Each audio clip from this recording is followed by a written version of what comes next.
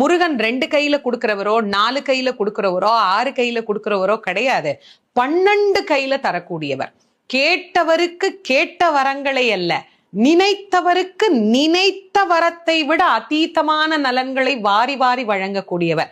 அவர் 12 கையில கொடுப்பார். வாங்குறதுக்கு நமக்கு தான் 2 கை பத்தாது. அப்பேற்பட்ட வள்ளலாக விளங்கக்கூடியவர் முருகப்பெருமான். அவர் வள்ளல்னா பக்கத்துல இருக்கிற அம்மா சும்மா கிடையாது, அவள் வள்ளி. இவர் 1 கொடுத்தா அந்த அம்மா 2 கொடுங்கன்னு பாலாம். அப்படி கணவனும் மனைவியும் போட்டி போட்டுக்கிட்டு நமக்கு கொடுக்க தயாரா இருக்கிறாங்க. வாங்குவதற்கு நாம் என்ன செய்ய வேண்டும்? அவரை நினைக்கணும்.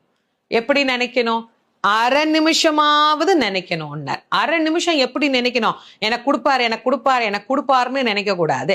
முருகப்பெருமானை உள்ளம் உருகி, அந்த உள்ளம் உருகுகிற போதே நமக்கு அப்படியே கண்களில் இருந்து ஆனந்த கண்ணீர் அப்படியே பெருகும். அந்த கண்ணீர் பெருக முருகப்பெருமானை முழுமையாக ஒரு ஆன்மா சரணாகதி அடைந்து, முருகா நீ எனக்கு என்ன கொடுத்தாலும் சரி, உன் அடியாராக உன் மெய்த்தொண்டராக என்னை நீ ஏற்றுக்கொள் அப்படின்னு அவன் கிட்ட ஒரு விண்ணப்பம் வச்சுட்டு நீங்க இந்த திருப்புகழை சொல்லி பாருங்க, என்னவெல்லாம் கொடுப்பார் அப்படின்னு இந்த திருப்புகழ்லயே அருணகிரியார் சொல்றார்.